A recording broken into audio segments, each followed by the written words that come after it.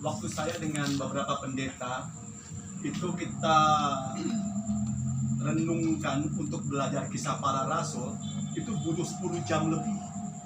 Hanya kisah para rasul dengan para pendeta, dengan gembala-gembala sidang. Kenapa? Karena kita harus kupas pertama latar belakang. Apa yang jadi tujuan si penulis? Karena kisah para rasul itu penulisnya kan Lukas. Semuanya itu Lukas yang tulis. Dan banyak yang tidak terima, tapi kan dikuatkan oleh Eusebius dan Tertullianus, Agustinus dari Hippo, semua menguatkan bahwa Lukas itu yang mencatat. Nah, yang kedua, kita harus kenali itu struktur dan isi. Harus lihat struktur dan isinya. Nggak cuman terus kapan dan bagaimana, kenapa ditulis demikian, apa yang menjadi tujuan utamanya, ya kan? Baru yang terakhir itu kan tema-tema inti. Nah, itu penting. Makanya itu kalau teologi itu nggak sembarangan. Teologi kan semua kepercayaan kan punya pelajaran sendiri-sendiri. Ya kan, teologi. Tapi kita kan kristologi, tinggal akhir zaman eskatologi, tinggal bagaimana kamu coba mencikapi tentang Holy Spirit, ya kan, sidotologi, keselamatan, soteriologi. Itu berbeda-beda. Cuma kan saya nggak bisa bandingkan itu di jemaat, karena mereka kan nggak ambil S1 teologi. Jadi kita formulasikan di kehidupan sehari-hari. Nah, ya. Sudah. Ya, kita baca ya. Mari kita baca, kita buka kitab kita baca dari Yudas ayat yang ke-24 dan yang ke-25. Mungkin kita baca bersama-sama Bapak Ibu. Kita baca bersama-sama ya. Dapat semuanya ya. Ya, kita baca Yudas berapa? Yudas 1. Yudas 1. Ya, Yudas 1 ya. Yudas 1 ayat 24. Ayat 24 dan 25. 24-25. Yudas. Iya. Oke, kita baca bersama. 1, 2, 3. Bagi Bagi dia yang berkuasa menjaga supaya jangan kamu tersandung dan yang membawa kamu dengan bernoda penuh gembiraan di hadapan kemuliaannya. Allah yang Esa, Juru Selamat kita, oleh Yesus Tuhan kita, bagi dia telah kemuliaan, besaran, kekuatan, kuasa sebelum segala apa, sekarang dan sampai selama-lamanya. Amin. Ya, puji Tuhan. Ya, cilik ya. Ya, kalau kita sudah membaca dari ayat 1 sampai di ayat yang ke-23 yang kemarin dibahas oleh Ibu Ika, kita melihat ya tentang bagaimana perjuangan iman seharusnya yang dilakukan oleh anak-anak Tuhan, ya, bahwa mereka akan mengalami masa-masa mengalami banyak tantangan dalam hidup mereka. Mereka akan mengalami banyak tantangan, halangan untuk bertumbuh, menumbuhkan iman mereka kepada Kristus. Dan yang kita lihat kemarin di sini, yang kemarin dibaca oleh Ibu Ika, tentang akan tampil orang-orang yang menghalang-halangi kita, akan tampil pengejek-pengejek, akan tampil pengajar-pengajar palsu, pengajar-pengajar yang akan menyesatkan kita, yang akan membawa kita untuk tidak mencapai kehendak Tuhan dalam hidup kita, yang akan menghalangi kita untuk mendapatkan janji yang seharusnya kita miliki sebagai anak-anak Tuhan.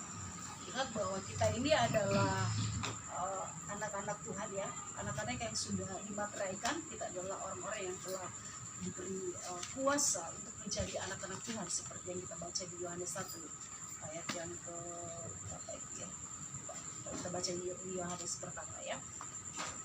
Lalu kemudian kalau kita baca kembali ya, di sini banyak hal, bagaimana Roh Kudus akan menyertai kita, bagaimana Tuhan akan menolong kita di dalam pertumbuhan iman kita, bagaimana kita harus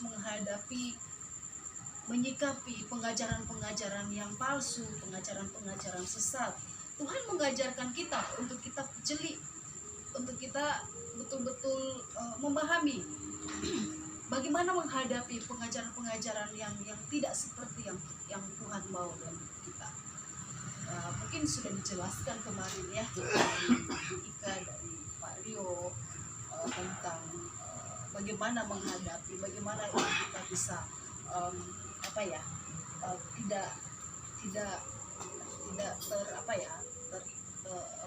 tidak dikuasai atau tidak mudah, tidak mudah terdampak ya. Mungkin kita sudah pelajari itu, tapi di sini ya kalau kita baca ya, benar-benar Tuhan itu mau menyatakan bahwa Dia itu ada bagi kita.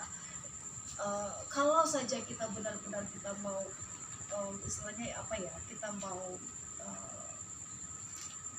dipimpin oleh Roh Kudus, kita mau dibina, kita mau mendengarkan kebenaran, kita keluar dari zona nyaman kita, atau mungkin dari pengajaran-pengajaran yang menyenangkan telinga-telinga kita, pengajaran-pengajaran yang membuat kita tuh merasa, oh saya mau begini. Kalau pengajaran yang salah, yang tidak sesuai dengan maunya kita, ini udah. Tetapi kalau kita tahu bahwa kalau misalnya pengajaran yang benar itu menolong kita, menuntun kita, menasehati kita, mendorong kita, bahkan kalaupun harus memangkas area-area di dalam hidup kita, memangkas hal-hal yang salah dalam hidup kita, dan kita rela untuk dipangkas, itu kebenaran, itu pengajaran yang benar menurut saya ya. Menurut ya, kalau kita baca firman Tuhan ya, kita telaah baik-baik ya. Namun ya kalau kita baca dia yang ke-24, yang ke-20 dan yang ke-25, di situ kita bisa melihat bahwa penyertaan Tuhan ketika kita memilih untuk berjalan di dalam kebenaran Tuhan, dan kita memilih untuk tidak terdampak oleh pengajaran-pengajaran yang salah, oleh pengejek-pengejek, atau oleh orang-orang yang bisa mensesatkan kita. Tuhan memiliki janji bahwa Dia akan menjaga kita ya. Dia berkuasa ya, yang ke-24 ya. Yudas ini menyatakan ini kepada kita, menyatakan ini dalam ayat ini bahwa Dia ada, dan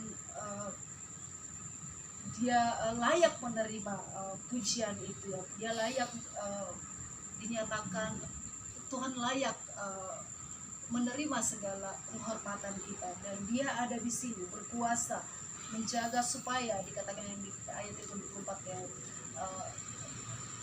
bagi Dia yang berkuasa menjaga supaya jangan kamu tersandung, dan yang membawa kamu dengan tak bernoda dan penuh kegembiraan di hadapan kemuliaan Allah. Saudara,